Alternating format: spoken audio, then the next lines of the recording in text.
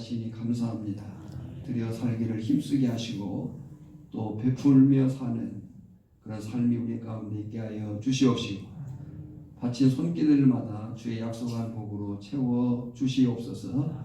또한 식사와 간식으로 그동안 섬겨온 모든 분들에게 하나님의 은혜가 있게 하시고 오늘 또한 서금수 집사님, 오효숙 집사님 식사로 간식으로 주의 백성들을 섬겨 공양하는 마음을 주께서 은혜로 채워 주시옵시고 우리가 나누며 더욱 성도의 풍성한 교제 가운데 있게 하여 주시옵소서. 말씀을 전하며 들을 때에 잘 새겨 듣게 하시고 그 말씀이 오늘 나를 향한 주의 생명인 것을 알게 하시고 단지 흘러가는 소리가 아니고 나를 살리기 위한 하나님의 음성인 것으로 듣게 하여 주시옵소서. 예수님의 이름으로 기도했습니다. 오늘 로마서 5번째 말씀 살피도록 하겠습니다. 오늘은 1장 19절로 25절 죄 모든 경건하지 않음과에 대한 말씀을 함께 나누도록 하겠습니다. 많은 경우의 사람들이 종종 기도할 때 보면 이렇게 기도합니다. 하나님 아버지, 알고 지은 죄, 모르게 지은 죄 용서해 주시고, 그래. 알고 지은 죄, 모르고 지은 죄 용서해 주시고. 의문이 들어요. 정말 죄의 무서움을 인식하고 진정하고 회개하기보다는 대충 뭉뚱거려서 나도 회개했다 라고 하는 자기 위로가 아닐까. 질문해 보겠습니다. 모르고 지은 죄는 죄입니까? 죄가 아닙니까?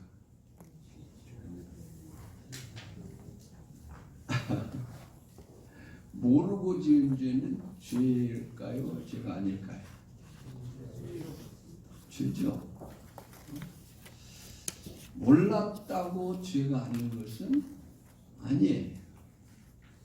물론 성경은 차이를 말합니다. 히브리서 저자는 모르고 또는 실수로 지은 죄보다는 알고도 고의로 지은 죄가 더 무서운 것임을 말씀합니다. 히브리서 10장 26절에 보면 우리가 진리를 아는 지식을 받은 후 침짓죄, 헤쿠시오스라는 거예요. 자발적으로 자진하여 침짓죄를 범한즉 다시 속죄하는 제사가 없고, 또 시편 19편 13절 보면 또 주의 종에게 고의로, 개역성경에서는 이 고의로를 고범죄라고 했었어요. 고의로 죄를 짓지 말게 하사 그 죄가 나를 주장하지 못하게 하소서라고 이야기를 했어요. 그런데 오늘 현대인들의 뻔뻔함이 뭐냐면 잘못했는데 어쩌란 말입니까? 당장 나에게 피해도 없고 내일도 아니니 괜찮은 것 아닙니까? 라고 대충 넘기려고 한다는 거예요. 여러분, 모르고 한 잘못이든 알면서도 한 잘못이든 모르고 지은 죄든 알고도 지은 죄든 모르고 지었다면 어리석은 것이고 알고도 지었다면 나쁜 것이고,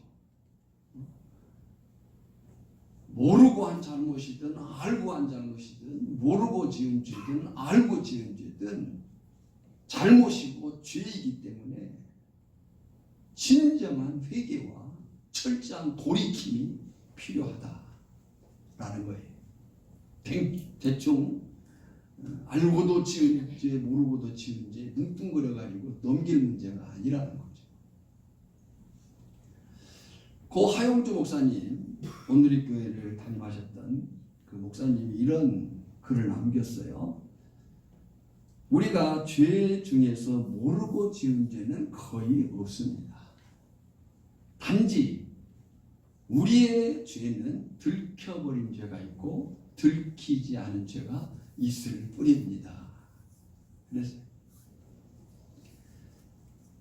말씀의 경고를 보십시오.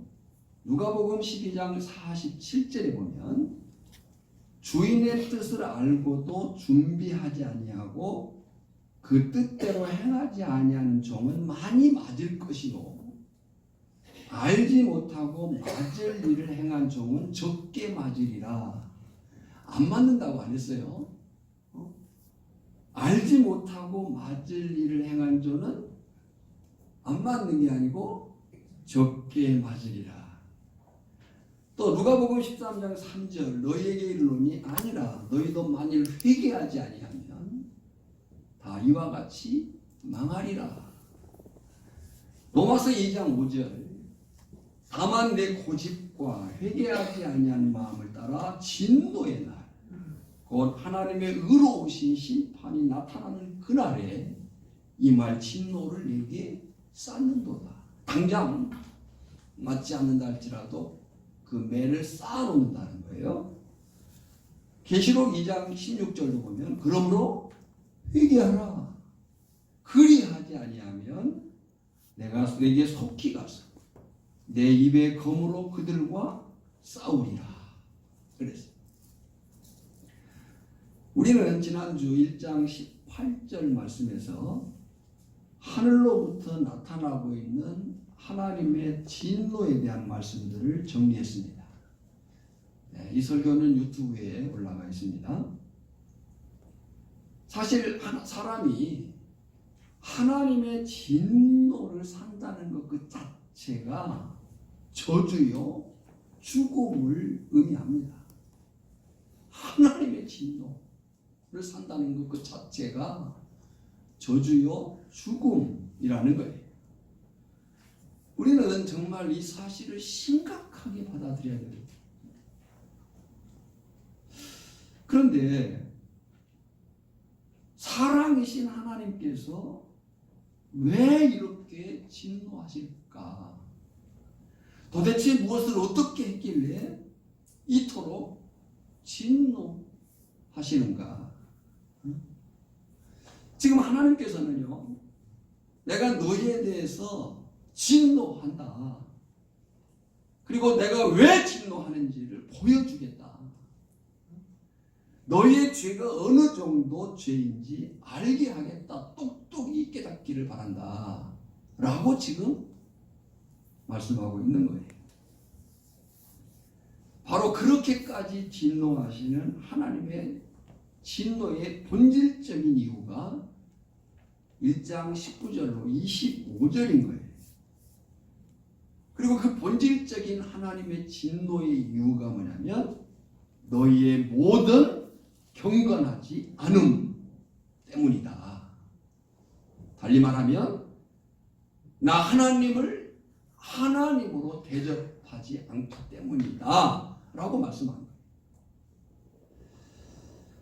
경건이 뭡니까? 경건은 하나님을 경외하고 사랑하는 마음이 경건입니다. 그러면 경건하지 않으면 뭐겠습니까? 그 말이 반대죠.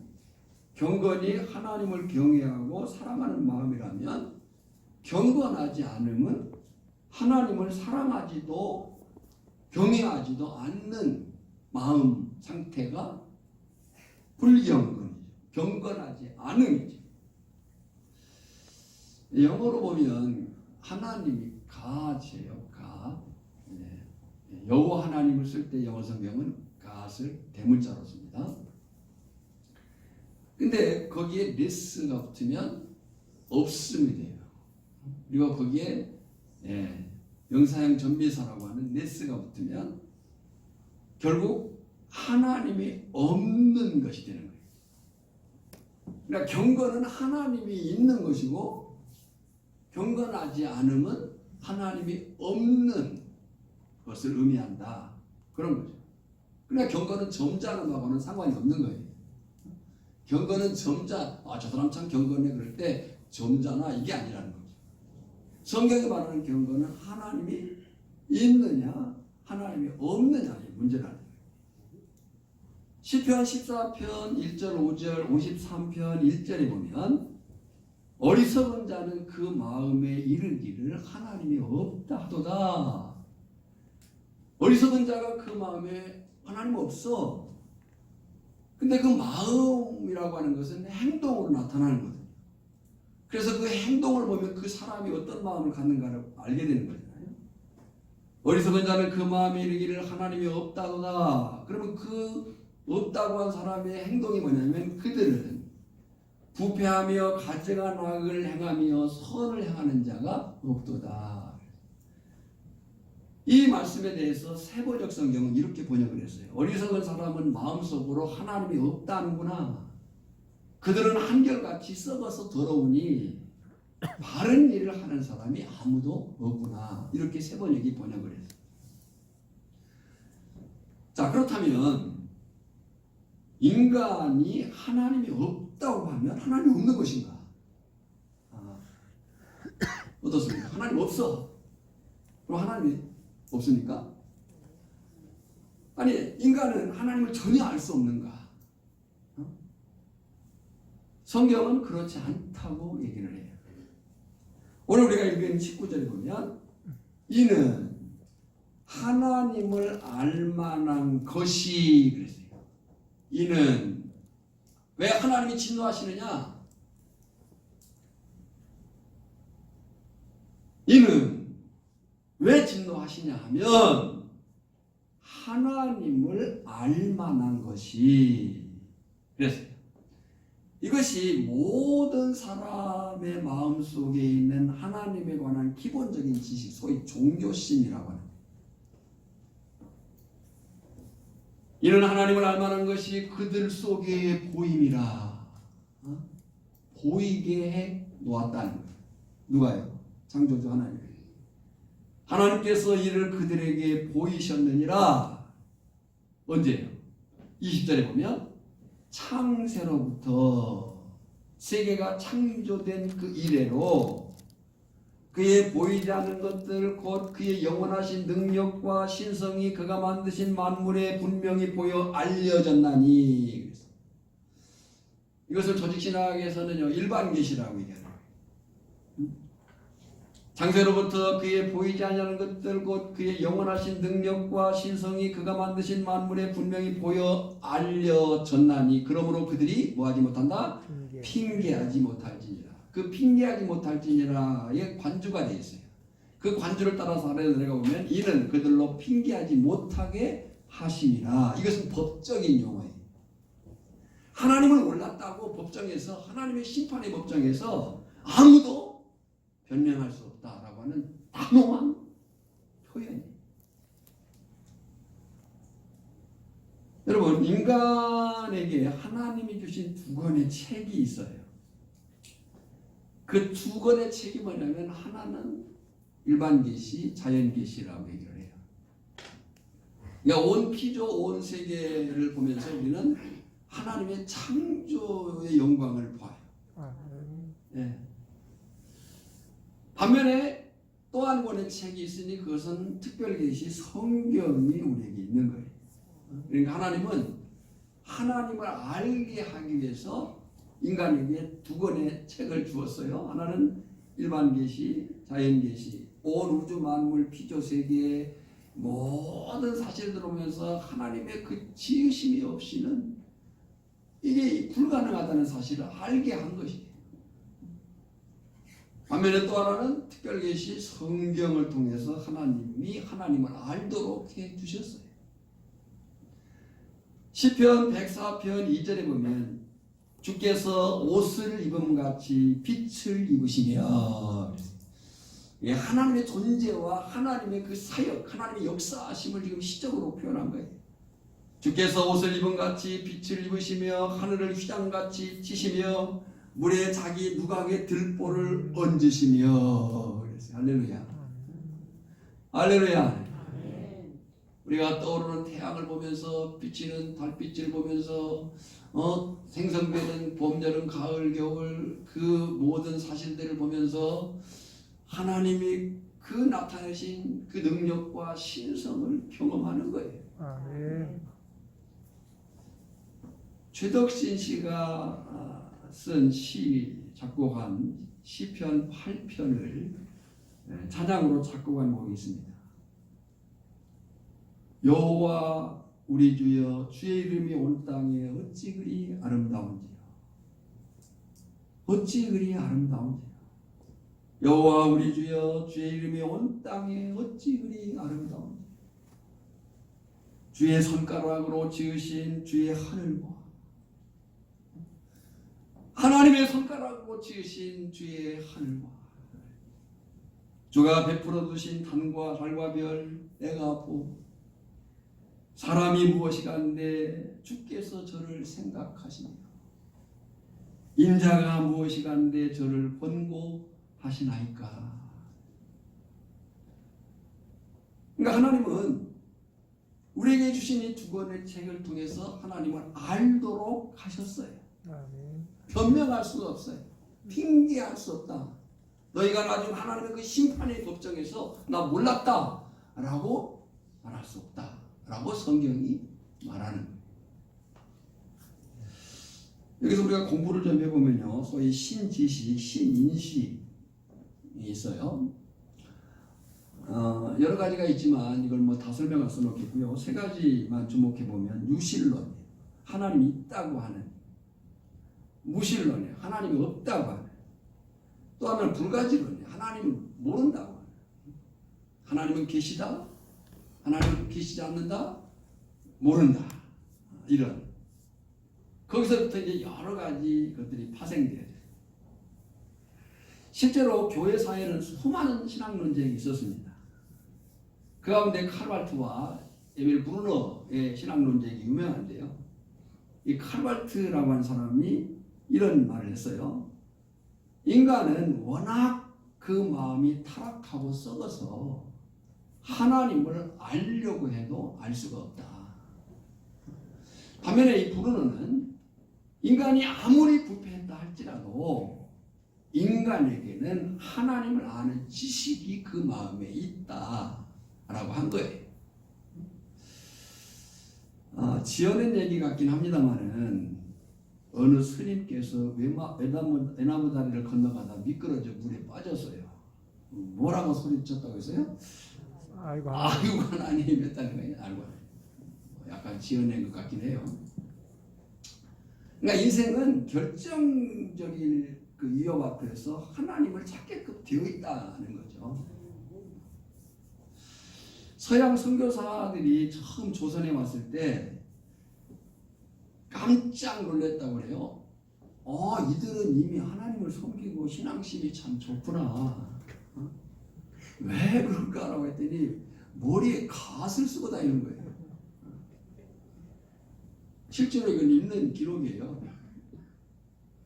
서양 선교사에 와서 보니까 이 조선 사람들이 아무리 가난한 사람이라 할지라도 머리에 하나님을 신을 얹고 다니는 거예요.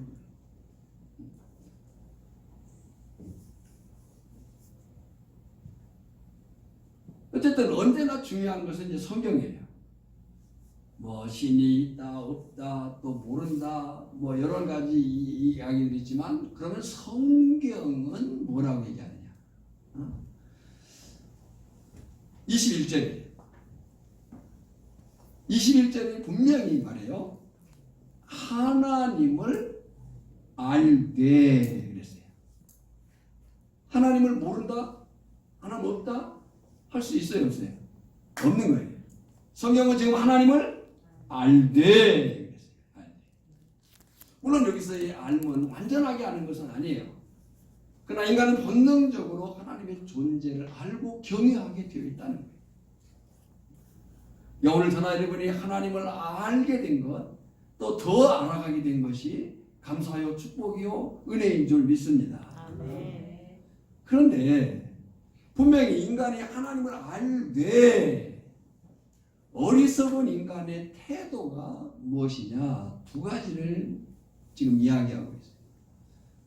첫째는 마음이 죄로 어두워졌다라고 얘기를 해요. 그러니까 하나님이 계시고 안 계시고의 문제가 아니고 알고 모르고의 문제가 아니고 인간의 잘못된 태도가 뭐냐면 마음이 어두워졌다는 거예요. 마음이 어두워져서 그 결과가 하나님을 하나님으로 바라보고 섬길 능력을 잃어버렸다. 자, 계속 보면 21절. 하나님을 알되 하나님을 영화롭게도 아니하며 감사하지도 아니하고 오히려 그 생각이 허망하여지며 미련한 마음이 어두워졌나니. 그러니까 이것이 하나님을 알 수밖에 없는 인간이 어리석어져서 보면 첫 번째 경건치 않음이 마음이 어두워져서 죄로 인해. 두 번째는 어두워진 것도 문제인데 스스로 지혜롭다고 착각하게 되었다는 거예요. 사실 잘못했을 때에 빨리 돌이키는 것이 지혜죠. 잘못했을 때는 잘못했다고 빨리 인정하고 돌아서는 것이 지혜예요. 그런데 어리석은 인간은 잘못해놓고 그것이 옳다고 고집하고 스스로 지혜롭다고 착각을 한다는 거예요.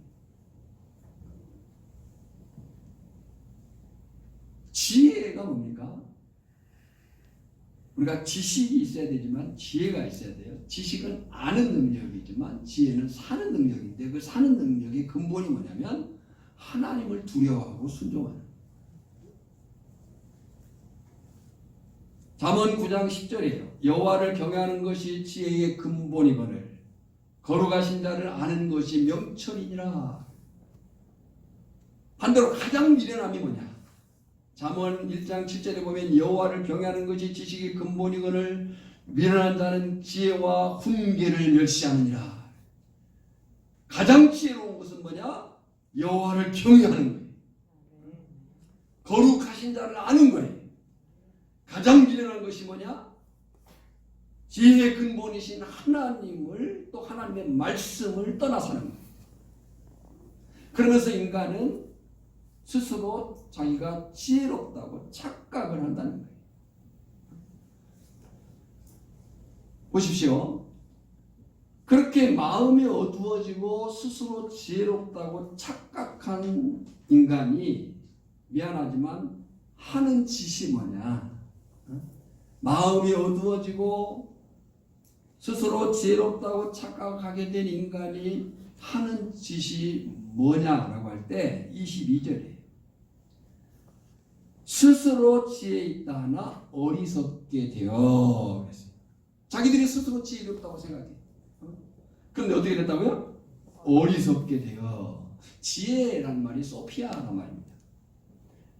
당시 이 지혜 소피아는 헬라 문화권에서 최고의 가치로 평가되었어요. 자신들이 가장 탁월한 지혜를 가지고 있다고 생각을 한 거예요. 오늘날도 그런 교만이 우리에게 있어요. 자기가 꽤 똑똑한 줄 알아요. 그런데 진짜 어리석은 경우를 보는 거죠. 자, 당시 이 헬라 문화권에서 그들이 자신들이 최고의 지성, 최고의 지혜를 가지고 있다고 자랑했는데 하나님에 대한 영적인 지식에는 전혀 깨달음이 없었다는 거죠. 그래서 하나님의 관점에서는 지금 당시 헬라 문화권 속에서 소피아, 지혜가 최고의 지성, 최고의 마치 지혜로운 걸로 생각하는데 하나님의 관점에서는 지독한 무지요, 무식이라는 거죠.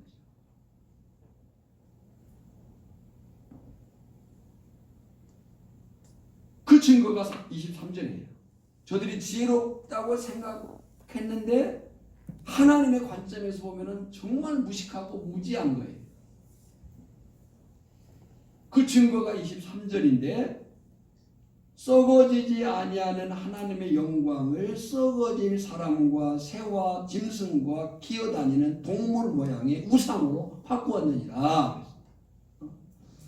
그러니까 하나님이 없는 경건하지 않은 마음이 어두워졌어요. 스스로 지혜롭다고 착각했어요. 근데 하나님의 관점에서 보면 그것이 가장 무지하고 무식한 거예요. 그 무지와 무식이 어떻게 나타났느냐? 썩어질 사람과 새와 짐승과 기어다니는 동물 모양의 우상으로 바꿨다는 거예요. 여러분 참 아이러니한 것은요, 현대 문명이 얼마나 발전되어 있습니까?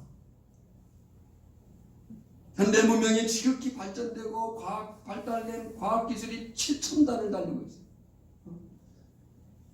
지금 화성을 오가면서 거기에 물이 있느니 없느니를 찾고 있는 이 시대에, 그런데 인간들은 그 어리석은 행동이 계속되고 있는 거예요.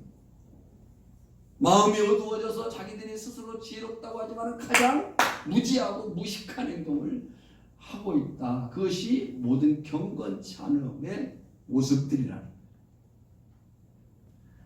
여기서 우리가 놓쳐서는 안 되는 것이 뭐냐면, 고대인들은 형상을 가진 우상을 선호했어요.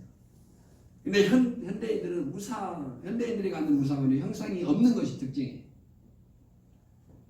결국 우상이라고 하는 것은 형상이 있고 없고가 중요한 게 아니고, 내가 만든 신, 내가 섬기기에 편리한 신, 내 욕망을 채우는 신을 따라 사는 것이 우상숭배다.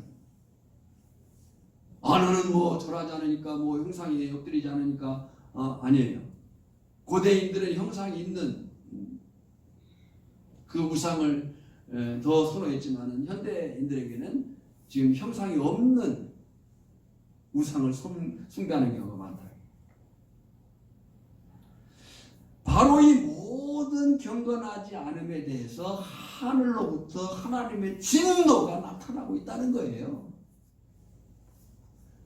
지금 로마서를 우리가 처음부터 이제 끝까지 다룰 텐데, 그 로마서를 보는 그 근본적인 이유를 잃어버리면 안 돼요. 로마서를 우리가 다 보는 이유는 복음을 다시 듣기 위해서예요. 그 복음을 다시 듣기 위해서는 우리가 어떤 형태의 어떤 상황, 어떤 그 처지에 있는가를 알아야 돼요. 오늘 우리의 처지, 우리의 형편, 우리의 상황, 우리의 본래 있었던 그 처지, 형편, 상황은 하나님의 진노를 받을 수밖에 없었다는 거예요. 지금 이것이 우리의 모습이었다는 거예요. 그래서 24절에 보면 그러므로 결과적 속사, 그러므로는 지금 18절부터 23절까지를 받는 거예요. 하나님이 진노하시는데 이러한 것 때문에 진노하신다. 그러므로 하나님께서 그들의 마음의 정욕대로 더러움에 내버려 두사 그들의 몸을 서로 욕되게 하게 하셨으니, 그랬습니다. 지금 하나님이 진노하는 거예요. 그 하나님의 진노의 나타남이 지금 24절이에요. 24절에 하나님의 나타남의 진노는 두 가지입니다. 먼저는 마음의 정욕대로 살도록 내버려 두신다는 거예요. 네. 이 말을 신학적으로 유기라고 해요. 버림이죠. 버림. 또는 다른 세력에게 넘겨준다. 그런. 어디에 넘겨줘요? 하나님이 마음의 정욕대로 저들을 내버려. 어디에 내버려 두느냐? 더러움에 내버려. 머레이나 알포드라고 하는 신학자가 이 부분에 대해서 이렇게 주석을 했어요. 사회적, 종교적, 개인적으로 문제를 일으키는 성적 탈선이라고 주석을 했어요. 사실 인간의 가장 큰 행복은, 저나 여러분의 가장 큰 행복은 하나님의 보호 아래 있을 때임을 믿습니다. 네.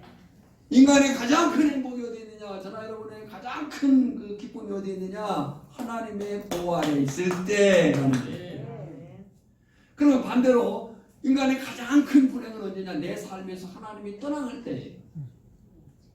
그러니까 하나님 안에 사는 삶이 가장 큰 행복이요, 가장 큰 축복이요, 가장 큰 기쁨인 줄 믿습니다. 하나님이 없는 인생은 가장 불행한 거예요. 아무리 많은 것을 가지고 누린다 할지라도 그런 불행한 삶일 수밖에 없다는. 그런데 죄 아래에 있는 인간은 그것이 하나님을 향한 하나님의 심판인 줄도 모르고 하나님의 포기인 줄도 모르고 하나님 없이 사는 것이 행복인 줄 착각하면서 살고 있는 거예요. 속으면 안 돼요. 그건 자유가 아니에요. 방종이 아니에요. 타락이요 심판 대기 상태라. 여러분 진짜 자유는 진짜의 행복은 진리 대신 예수 그리스도를 아는 것이요 하나님의 말씀 안에 사는 것임을 믿습니다. 요한복음 8장 32절에 보면 진리를 알지니 진리가 너희를 자유롭게 하리라.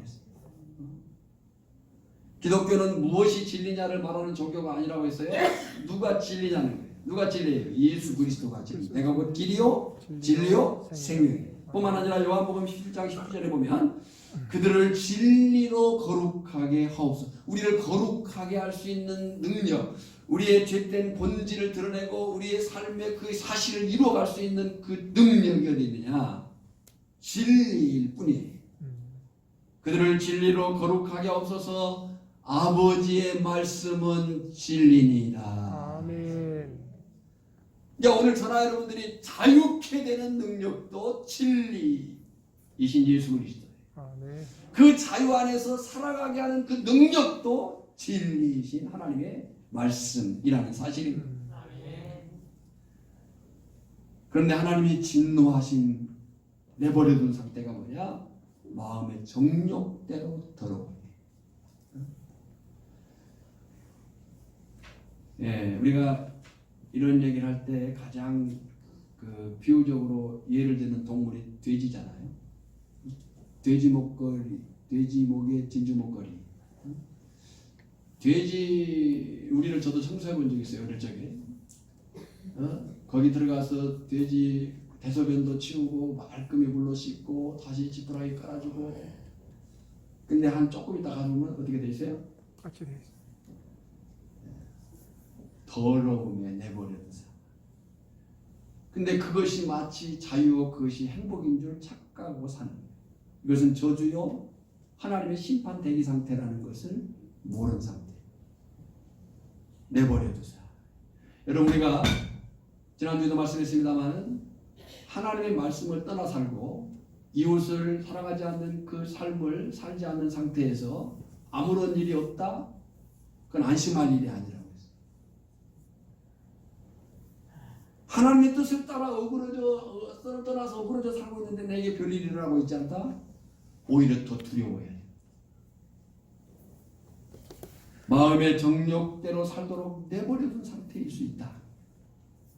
두 번째는 모든 경건하지 않음에 대해 하늘로부터 나는 하나님의 진노는 몸을 서로 욕되게 하게 하신다.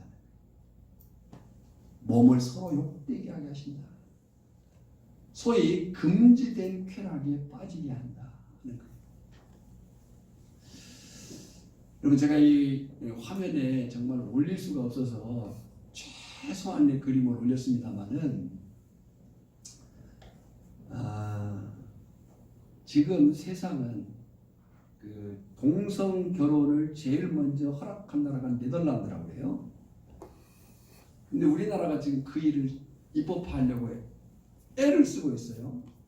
뭐 때문인지 모르지만 아무튼 그래서 우리가 사람을 잘 뽑아야 돼요. 국회의원 잘 뽑아야 됩니다.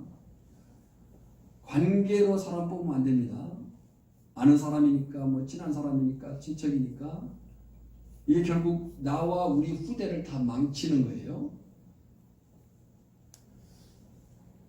네, 제가 지금 아까 말씀드린 것처럼 올릴 수가 없어서 화면에 최소 그림을 올린 거예요. 뭐 인터넷이나 핸드폰으로 그냥 동성애 쳐보면요 정말 지저분한 그림이 얼마나 많이 나오죠. 몸을 서로에게 욕되게 하사. 보십시오.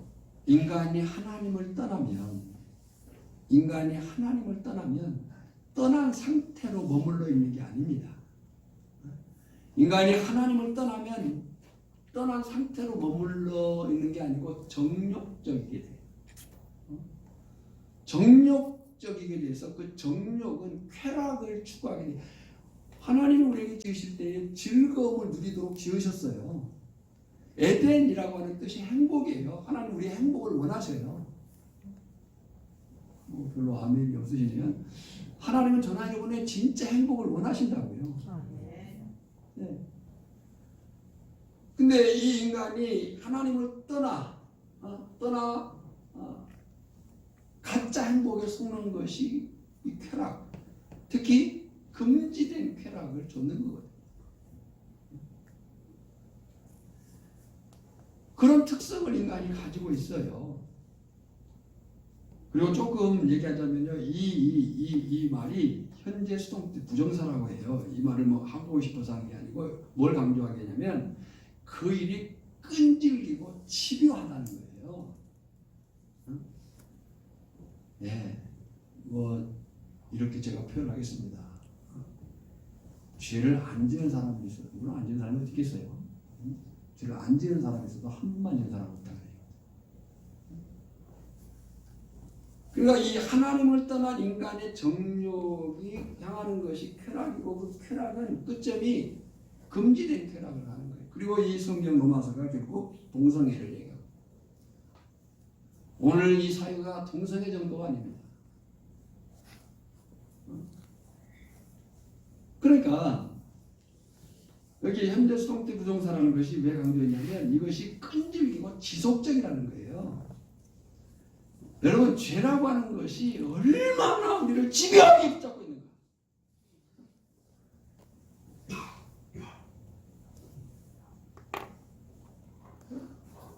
우상숭배와 결부된 성적 타락은요 매우 집요해서 끊을 수가 없는 거예요. 마치 불나방처럼 뻔히 죽는 줄 알면서 뻔히 앞에 사람이 앞에 것이 죽는 줄 알면서 또 뛰어드는 것이 이 죄된 끈질긴 유혹이라는 거예요. 실제로 바알과 아세라를 비롯한 모든 우상종교의 대변이 바알과 아세라예요. 불교도 마찬가지고요. 심지어 천주교도 들어가 보면 그래요. 그 형상화되는 것 같아요. 힌두교 사원 가봤습니까? 힌두교 사원을 가보면요 정말 난잡해서 볼 수가 없어요. 종교라고 하는 이름을 갖지만 그것은 결국 하나님을 떠난 인간의 죄가 얼마나 흉측한가를 보여주는 거예요. 이 바알과 아세라를 비롯한 모든 우상 종교는 그 초점이 되냐 풍요와 다산이에요. 오늘 우리가 갖는 이 샤머니즘, 이 미신 다 거기에 있어요.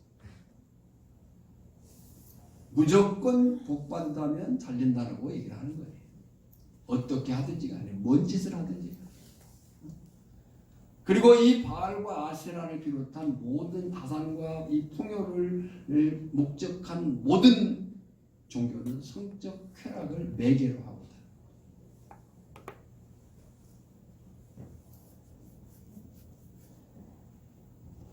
여러분 우리가 노마서를 보면서 그 사람들 참 나쁜 사람들이구만. 세상이 어떤 가수가 노래하는 것처럼 세상이 왜 이래 뭐 이런 노래가 한동안 유행인 것 같은데 그 사람들 나쁘구만. 세상이 왜 이래 이 얘기를 하고 싶어서 노마서를 보고 있는 게 아니야. 지금 세상이 그렇고 죄 아래 있는 인간 인류가 그래. 그러나 우리가 로마서를 보는 이유는 목적은 하나님 없이 사는 인간들이 빠진 함정이고 빠질 함정과 동시에 저나 여러분 또한 그 유혹을 받을 수밖에 없는 존재라고 하는 것을 알아보세요. 그들이 그랬던 것처럼 오늘 나도 하나님 없이 살게 되면 이런 하나님의 진노의 자리에 놓일 수밖에 없고 오늘 나도 그 유혹에 빠져들 수밖에 없다는 거예요. 그래서 다시 복음을 들어야 되고 그 복음 안에서 살아야 되는 거예요. 자, 그러면 지금 하나님의 모든 경건하지 않음에 대해서 그의 진노의 나타남이 두 가지라고 했어요. 하나는 마음의 정욕대로 살도록 더러움에 내버려뒀다. 또 하나는 몸을 서로 욕되게 했다. 하나님을 향해 경건한 삶을 살지 않고 자기의 소욕을 쫓아 살고 있다라고 했을 때 질문해 보겠습니다. 지금 여러분은 이 문제에 대해서 안전하십니까? 자유하십니까? 혹시 이런 죄 가운데 있지는 않습니까? 끊어야지 하면서 아직 머뭇거리고 있는 죄는 없습니까? 몰라서 지었다고 한다면 어리석은 것이고 알면서 지었다고 하는 것은 나쁜 거라고 했어요. 지금 나는 이 말씀에서 얘기하고 있는 하나님의 진노의 나타남의 그 상황에 대해서 나는 안전하냐? 내 삶은, 내 신앙생활은 괜찮겠는가? 아무도 보지 않는다고 하는 그 착각 속에서 여러분, 인간은 아무도 보지 않은 때가 한 번도 없습니다. 아무도 안 보는데 뭐 인간은 아무도 안 볼 때가 한 번도 있다 없다? 없다. 누가 봐요? 하나님이 오시고 자신이 그 앞에 질문하는 거예요. 내 삶은, 내 신앙생활은 이대로 괜찮겠는가? 나는 지금 이 얘기가 남 얘기인가? 하나님의 진노가 임할 때에 나는 괜찮겠는가? 만약 그러지 못하다고 깨달아진다면 속히 회개하고 돌이키는 것이 살 길인 줄 믿습니다. 바울의 논리는 대단해요. 제가 바울 서신을 자주 읽는 편인데요. 그 바울 서신 읽을 때마다 감탄하는 것이 뭐냐면 굉장히 논리적이라는. 사실 이 설교는 설득입니다. 설득은 논리가 있어야 되잖아요. 바울의 서신을 보면 얼마나 논리적으로 설득하고 있는지 몰라요. 자, 그래서 이제 그렇게 얘기하고 바울이 뭐라고 얘기하냐면 다시 그들이 왜 그렇게 되었는지, 왜 하나님의 진노를 살 수밖에 없게 되었는지, 어떻게 하면 우리도 이 진노를 살 수밖에 없는지를 또 얘기하는 25절이에요. 이는 그들이 지금 하나님의 진노 아래 마음의 정욕대로 살도록 더러움에 내버려둔 상태가 되었는지, 서로 몸을 욕되게 하는 상태가 되었는지, 이는 그들이 하나님의 진리를 거짓 것으로 바꾸어 피조물을 조물주보다 더 경배하고 섬깁니다. 왜 그렇게 그들이 되었느냐? 결국 진리를 거짓으로 바꿨기 때문에, 하나님이 아닌 자신의 욕망, 욕구를 쫓아 살기 때문에 라고 얘기합니다. 이것은 오늘 우리에게도 마찬가지입니다. 오늘 우리가 하나님 없이, 하나님을 떠나 진리를 벗어나 산다고 한다면 우리도 하나님의 진노 아래 놓일 수밖에 없다는 거예요. 또 바울의 논리는 거기서 그치지 않습니다. 바울의 논리가 거기서 끝나는 게 아니고 그 모든 경건치 않음을 이길 수 있는 비결이 뭔가를 말씀해요. 자, 너희가 이렇게 하면 죽어. 망해. 그럼 거기까지 얘기해버리면, 거기까지만 얘기해버리면 망하고 끝나버리는 거잖아요. 그건 복음이 아니죠. 너희가 이렇게 하면 죽어, 이렇게 하면 망해. 그런데 살 길이 있어. 그것이 뭐냐? 주는 곧 영원하신 주는 곧 영원히 찬송할 이시로다. 아멘. 이게 무슨 말이에요? 너희가 하나님의 진노 아래 그 노예인 상태라면 너희는 죽어 마땅해. 죽을 수밖에 없어요. 심판이에요. 심판.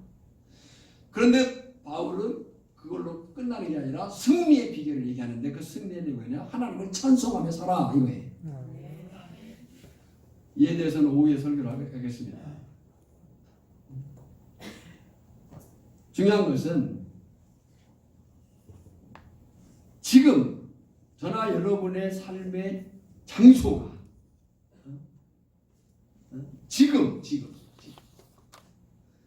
지금 삶의 장소가 오직 하나님 안에 있기를, 오직 하나님 앞에 있기를 주님의 이름으로 축복합니다. 그러니까 하나님의 진노 안에 있는 상태는 망하고 죽을 수밖에 없는 상태예요. 근데 살 길이 있어요? 그 살 길이 누구를 찬송하며 사는 거예요? 하나님을 찬송하며 사는 거예요. 어디에서? 여기에서 지금 하나님 앞에서 이 삶의 돌이킴, 삶의 결단, 그 승리가 저나 여러분의 몫이 되기를 소망하고요. 그 하나님을 찬송하는 삶에 대해서 오늘 이어서 설교하도록 하겠습니다. 우리 잠시 묵상으로 말씀 안에서 하나님이 진노하실 수밖에 없는 모든 경건하지 않음이 나에게는 없는가 잠시 생각하겠습니다. 그리고 예배가 마치면 말씀드린 대로 바로 가지 마시고 설교 노트에 적용 부분들을 기록해 보시기를 바랍니다. 예배 후 예배가 살아있어야 됩니다.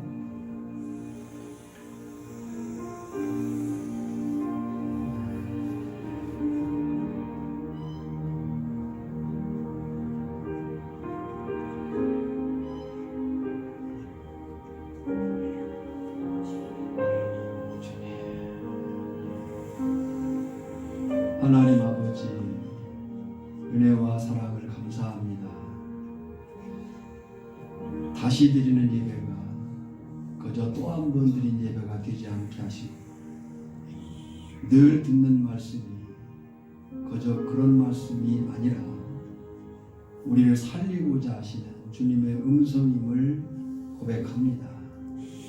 깨닫게 하시고 깨달은 말씀을 내 삶에 적용하게 하시고 적용한 그 말씀을 붙들고 살아내는 그리스도인다운 성숙과 성장이 우리 안에 있게 하여 주시옵시고 오늘 우리의 날마다의 삶이 그리스도를 닮아갈 수 있도록 주장하여 주시옵시고 우리가 이렇게 마음 먹고 다짐하지만 의지가 약해서 또 넘어지고 무너지고 잊어버리고 또 잊었다 핑계하고 이 일이 반복되고 있는 것이 현실입니다. 하나님 다시 나를 채근하게 하시고 바울이 말한 것처럼 나를 쳐서 복종케 함은 나를 쳐서 복종하게 하시고 그리스도를 닮아가는 일에 더욱 힘쓰는 저들이 되게 하여 주시옵시고 다른 사람에 대한 말씀이 아니고 나에 대한 말씀인 것을 기억하게 하시고 이 말씀의 능력을 한 주간 경험하게 하여 주시옵소서. 우리는 단지 죄를 이기기 위해 사는 사람들이 아니고 하나님을 영화롭게 하기 위해 산다는 사실을 잃어버리지 않게 하시고 그 하찮은 죄의 종의 자리에 끌려다니지 않도록 의의 자리에 서서 살 수 있도록 우리를 주의 은혜로 공급하여 주시옵소서. 지금은 우리를 구원하신 예수 그리스도의 은혜와 성부 하나님의 크고 놀라우신 사랑하심과 성령의 깨닫게 하시고 또 살도록 능력 주시니 오늘 이 말씀 안에서 나를 살펴 하나님의 진노 아래 있는 자가 아니고 승리의 자리에 하나님을 영화롭게 하는 자리에 있어 살기를 다짐하는 모든 심령 위에 이제로부터 영원까지 항상 함께 있을지어다. 아멘.